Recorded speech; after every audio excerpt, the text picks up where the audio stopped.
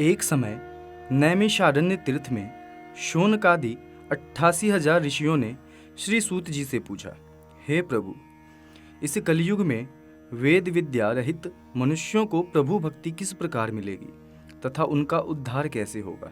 हे मुनि श्रेष्ठ, कोई ऐसा तप कहिए जिसमें थोड़े समय में पुण्य प्राप्त हो तथा मनवांछित फल भी मिले। वह कथा सुनने की हमारी प्रबल इच्छा है। सर्वशास्त्र ज्ञाता श्री सूत जी बोले, हे वैष्णवों में पूज्य, आप सब ने प्राणियों के हित की बात पूछी है। अब मैं उस श्रेष्ठ व्रत को आप लोगों से कहूँगा जिस व्रत को नारद जी ने श्री लक्ष्मी नारायण भगवान से पूछा था और श्री लक्ष्मीपति ने मुनि श्रेष्ठ नारद जी से कहा था। यह कथा ध्यान से सुनो। एक समय योगी राज नारद जी दूसरों के हित की इच्छा से अनेक लोकों में घूमते हुए मृत्यु लोक में आ पहुँचे।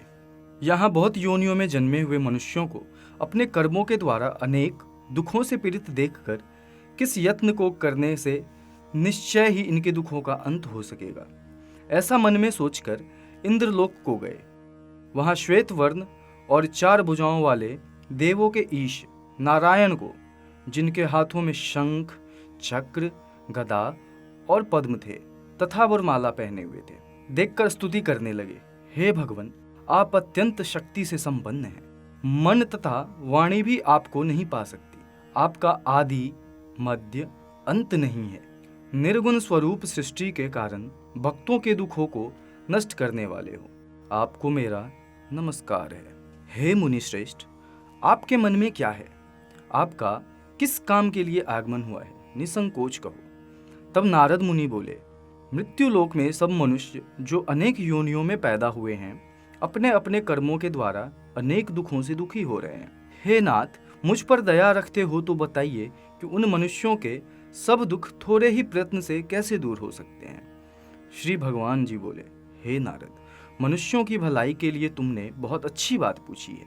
जिस काम के करने से मनुष्य मोह से छूट जाता है वह मैं कहता हूँ। सुनो, बहुत पुण्य देने वाला स्वर्ग तथा मृत्यु लोक दोनों में दुर्लभ या उत्तम व्रत है।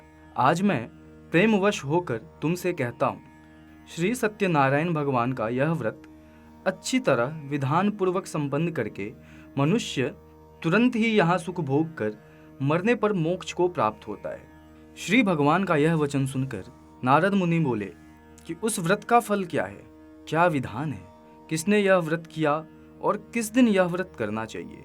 हे भगवान, मुझे विस्तार से कहो। भगवान बोले, दुख शोक आदि को दूर करने वाला यह व्रत सब स्थानों पर विजयी करने वाला है। भक्ति और श्रद्धा के साथ किसी भी दिन मनुष्य श्री सत्यनारायण की शाम के समय ब्राह्मणों और बंधुओं के साथ धर्म परायण होकर पूजा करे। भक्ति भाव से नैवेद्य, केले का फल, घी, दूध और गेहूं का चूर्ण सवाया लेवें। गेहूं के अभाव में साठी का चूर्ण, शक्कर अथवा गुड़ लें तथा भक्ति भाव से भगवान को स्मरण करता हुआ समय व्यतीत करें। इस तरह व्रत करने पर मनुष्यों की इच्छा निश्चय पूरी होती है। विशेष खर काली काल में मृत्यु लोक पर यही मोक्ष का सरल उपाय है। इति सत्यनारायण व्रत कथा का प्रथम अध्याय संपूर्ण। बोलिए सत्यनारायण भगवान की जय। सूत जी बोले, हे ऋषियों, जिसने पहले समय में इस व्रत को किया है उसका इतिहास कहता हूँ, ध्यान से सुनो। सुंदर काशीपुरी नगर में एक अत्यंत निर्धन ब्राह्मण रहता था। वह भूख और प्यास से बेचैन हुआ पृथ्वी पर घूमता था। ब्राह्मणों से प्रेम करने वाले श्री भगवान ने ब्राह्मण को दुखी देखकर बूढ़े ब्राह्मण का रूप धारण कर उसके पास जा आदर के साथ पूछा, हे विप्र, तुम नित्य ही दुखी होकर पृथ्वी पर क्यों घूमते हो? हे श्रेष्ठ ब्राह्मण, यह सब मुझसे कहो, मैं सुनना चाहता हूँ।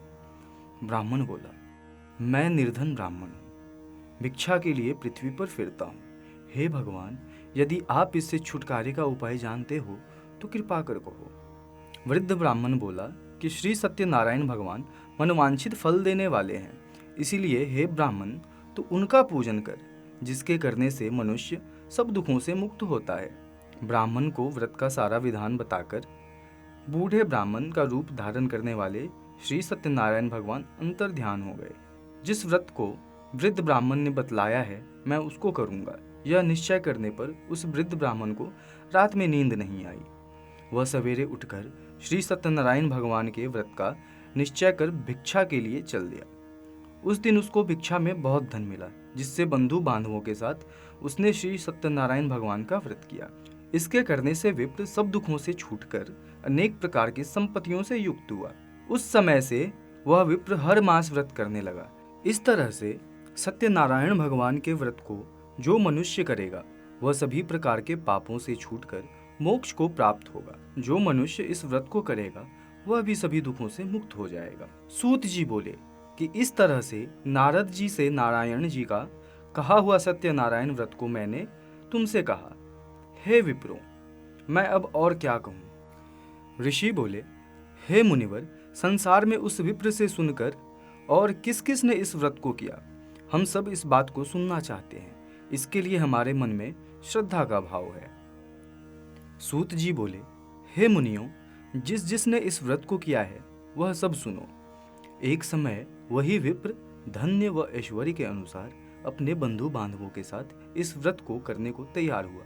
उसी समय एक लकड़ी बेचने वाला बूढ़ा आदमी आया और लकड़ियां बाहर रखकर अंदर ब्राह्मण के घर में गया। प्यास से दुखी वह लकड़हारा उनको व्रत करते देख विप्र को नमस्कार कर पूछने लगा कि आप यह क्या कर रहे हैं तथा इसे करने से क्या फल मिलेगा, कृपा कर मुझे भी बताएं। ब्राह्मण ने कहा कि सब मनोकामनाओं को पूरा करने वाला यह श्री सत्यनारायण भगवान का व्रत है। इनकी कृपा से ही मेरे घर में धन धान्य आदि की वृद्धि हुई है। विप्र से सत्यनारायण व्रत के बारे में जानकर लकड़हारा बहुत प्रसन्न हुआ। चरणामृत लेकर वह प्रसाद खाने के बाद वह अपने घर गया। लकड़हारे ने अपने मन में संकल्प किया कि आज लकड़ी बेचने से जो धन मिलेगा उसी से श्री सत्यनारायण भगवान का उत्तम व्रत करूंगा। मन में इस विचार को ले बूढ़ा आदमी सिर पर लकड़ियां रख उस नगर में बेचने गया जहां धनी लोग ज्यादा रहते थे। उस नगर में उसे अपनी लकड़ियों का दाम पहले से 4 गुना अधिक मिलता है। बूढ़ा प्रसन्नता के साथ दाम लेकर केले, शक्कर, घी, दूध, दही और गेहूं का आटा ले और सत्यनारायण भगवान के व्रत की अन्य सामग्रियां लेकर अपने घर पर गया। वहां उसने अपने बंधु बांधवों को बुलाकर विधि विधान के साथ सत्यनारायण भगवान का पूजन और व्रत किया। इस व्रत के प्रभाव से वह बूढ़ा लकड़हारा धन पुत्र आदि से युक्त होकर संसार के समस्त सुख भोग अंतकाल में वैकुंठ धाम चला गया। इति श्री सत्यनारायण व्रत कथा का 2वां अध्याय संपूर्ण। सूत जी बोले, हे श्रेष्ठ मुनियों, अब आगे की कथा कहता हूँ। पहले समय में उल्कामुख नाम का एक बुद्धिमान राजा था। वह सत्यवक्ता और जितेंद्रिय था। प्रतिदिन देवस्थानों पर जाता और निर्धनों को धन देकर उनके कष्ट दूर करता था। उनकी पत्नी कमल के समान मुख वाली तथा सती साध्वी थी। भद्रशिला नदी के तट पर उन दोनों ने श्री सत्यनारायण भगवान का व्रत किया। उसी समय साधु नाम का एक वैश्य आया। उसके पास व्यापार करने के लिए बहुत सा धन भी था। राजा को व्रत करते देख वह विनय के साथ पूछने लगा, हे राजन, भक्ति भाव पूर्ण से होकर आप यह क्या कर रहे हैं? मैं सुनने की इच्छा रखता हूँ, तो आप मुझे बताएं। राजा बोला, हे साधु, अपने बंधु बांधवों के साथ पुत्रादि की प्राप्ति के लिए एक महाशक्तिमान श्री सत्यनारायण भगवान का व्रत व पूजन कर रहा हूँ। राजा से व्रत का सारा विधान सुन व्यापार से निवृत्त हो वह अपने घर गया। साधु वैश्य ने अपनी पत्नी को संतान देने वाले इस व्रत का वर्णन कह सुनाया और कहा कि जब मेरी संतान होगी तब मैं इस व्रत को करूंगा। साधु ने इस तरह के वचन अपनी पत्नी लीलावती से कहे। एक दिन लीलावती पति के साथ आनंदित हो सांसारिक धर्म में प्रवृत्त होकर सत्यनारायण भगवान की कृपा से गर्भवती हो गई। 10वें महीने में उसके गर्भ से एक सुंदर कन्या ने जन्म लिया। दिनों दिन वह ऐसे बढ़ने लगी जैसे कि शुक्ल पक्ष का चंद्रमा बढ़ता है। माता पिता ने अपनी कन्या का नाम कलावती रखा। एक दिन लीलावती ने मीठे शब्दों से अपने पति को याद दिलाया कि आपने सत्यनारायण भगवान के जिस व्रत को करने का संकल्प लिया था उसे करने का समय आ गया है। आप इस व्रत को करिए। साधु बोला कि हे प्रिय, इस व्रत को मैं उसके विवाह पर करूंगा। इस प्रकार अपनी पत्नी को आश्वासन देकर वह नगर को चला गया। कलावती पिता के घर में रह दिनों दिन बड़ी होने लगी। साधु ने एक बार नगर में अपनी कन्या को सखियों के साथ देखा तो तुरंत ही दूत को बुलाया और कहा कि मेरी कन्या के योग्य वर देख कर आओ। साधु की बात सुनकर दूत कंचन नगर में पहुंचा और वहां देखभाल कर लड़की के सुयोग्य वाणिक पुत्र को ले आया। सुयोग्य लड़के को देख साधु ने बंधु बांधवों को बुलाकर अपनी पुत्री का विवाह कर दिया। लेकिन दुर्भाग्य की बात ये कि साधु ने अभी भी श्री सत्यनारायण भगवान का व्रत नहीं किया। इस पर श्री भगवान क्रोधित हो गए और श्राप दिया कि साधु को अत्यधिक दुख मिले। अपने कार्य में कुशल साधु बनिया जमाई को लेकर समुद्र के पास स्थित होकर रत्नासारपुर नगर में गया। वहां जाकर दामाद ससुर दोनों मिलकर चंद्रकेतु राजा के नगर में व्यापार करने लगे। एक दिन भगवान सत्यनारायण की माया से एक चोर राजा का धन चुराकर भाग रहा था। उसने राजा के सिपाहियों को अपना पीछा करते देख चुराया हुआ धन वहां रख दिया जहां साधु अपने जमाई के साथ ठहरा हुआ था। राजा के सिपाहियों ने साधु वैश्य के पास राजा का धन पड़ा देखा तो वह ससुर जमाई दोनों को बांधकर प्रसन्नता से राजा के पास ले गए और कहा कि उन दोनों चोरों को हम पकड़ लाए हैं, आप आगे की कार्यवाही की आज्ञा दें। राजा की आज्ञा से उन दोनों को कठिन कारावास में डाल दिया गया और उनका सारा धन भी उनसे छीन लिया गया। श्री सत्यनारायण भगवान के श्राप से साधु की पत्नी भी बहुत दुखी हुई। घर में जो धन रखा था उसे चोर चुरा ले गए। शारीरिक तथा मानसिक पीड़ा व भूख प्यास से अति दुखी हो अन्न की चिंता में कलावती एक ब्राह्मण के घर गई। वहां उसने श्री सत्यनारायण भगवान का व्रत होते देखा। फिर कथा भी सुनी और वह प्रसाद ग्रहण कर रात को घर वापस आई। माता ने कलावती से पूछा कि हे पुत्री, अब तक तुम कहाँ थी, तेरे मन में क्या है? कलावती ने अपनी माता से कहा, हे माता, मैंने एक ब्राह्मण के घर में श्री सत्यनारायण भगवान का व्रत देखा है। कन्या के वचन सुन लीलावती भगवान के पूजन की तैयारी करने लगी। लीलावती ने परिवार व बंधुओं सहित सत्यनारायण भगवान का पूजन किया और उनसे वर मांगा कि मेरे पति तथा जमाई शीघ्र घर आएं। साथ ही यह भी प्रार्थना की कि हम सबका अपराध क्षमा करें। श्री सत्यनारायण भगवान इस व्रत से संतुष्ट हो गए और राजा चंद्रकेतु को सपने में दर्शन देकर कहा, हे राजन, तुम उन दोनों वैश्यों को छोड़ दो और तुमने उनका जो धन लिया है उसे वापस कर दो। अगर तुमने ऐसा नहीं किया तो मैं तुम्हारा धन, राज्य व संतान सभी को नष्ट कर दूंगा। राजा को यह सब कहकर भगवान अंतर्ध्यान हो गए। प्रातःकाल सभा में राजा ने अपना सपना सुनाया। फिर बोले कि बणिक पुत्रों को कैद से मुक्त कर सभा में लाओ। दोनों ने आते ही राजा को प्रणाम किया। राजा मीठी वाणी में बोला, हे महानुभाव, भाग्यवश ऐसा कठिन दुख तुम्हें प्राप्त हुआ है, लेकिन अब तुम्हें कोई भय नहीं है। ऐसा कह राजा ने उन दोनों को नए वस्त्राभूषण भी पहनाए और जितना धन उनका लिया था उससे दोगुना धन वापस कर दिया। दोनों वैश्य अपने घर को चल दिए। इति श्री सत्यनारायण व्रत कथा का 3य अध्याय संपूर्ण। सूत जी बोले, वैश्य ने मंगलाचार कर अपनी यात्रा आरंभ की और अपने नगर की ओर चल दिए। उनके थोड़ी दूर जाने पर एक दंडी वेशधारी श्री सत्यनारायण भगवान ने पूछा, हे साधु, तेरी नाव में क्या है? अभिमानी वणिक हंसता हुआ बोला, हे दंडी, आप क्यों पूछते हो? क्या धन लेने की इच्छा है? मेरी नाव में तो बस बेल व पत्ते भरे हुए हैं। वैश्य के कठोर वचन सुन भगवान बोले, तुम्हारा वचन सत्य हो। दंडी ऐसे वचन कह वहां से दूर चले गए। कुछ दूर जाकर समुद्र के किनारे बैठ गए। दंडी के जाने के बाद साधु वैश्य ने नित्य क्रिया के पश्चात नाव को ऊंची उठते देख अचंभा माना और नाव में बेल पत्ते आदि देख वह मूर्छित हो जमीन पर गिर पड़ा।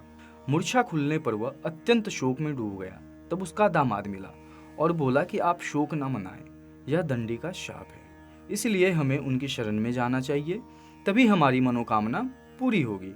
दामाद की बात सुनकर वह दंडी के पास पहुंचा और अत्यंत भक्ति भाव से नमस्कार करके बोला, मैंने आपसे जो जो असत्य वचन कहे थे उनके लिए मुझे क्षमा दें। ऐसा कहकर महान शोकातुर हो रोने लगा। तब दंडी भगवान बोले, हे वणिक पुत्र, मेरी आज्ञा से बार बार तुम्हें दुख प्राप्त हुआ है, तुम मेरी पूजा से विमुख हुआ। साधु बोला, हे भगवान, आपकी माया से ब्रह्मा आदि देवता भी आपके रूप को नहीं जानते, तब मैं अज्ञानी कैसे जान सकता हूँ? आप प्रसन्न होइए, अब मैं सामर्थ्य के अनुसार आपकी पूजा करूंगा। मेरी रक्षा करो और पहले के समान नौका में धन भर दे।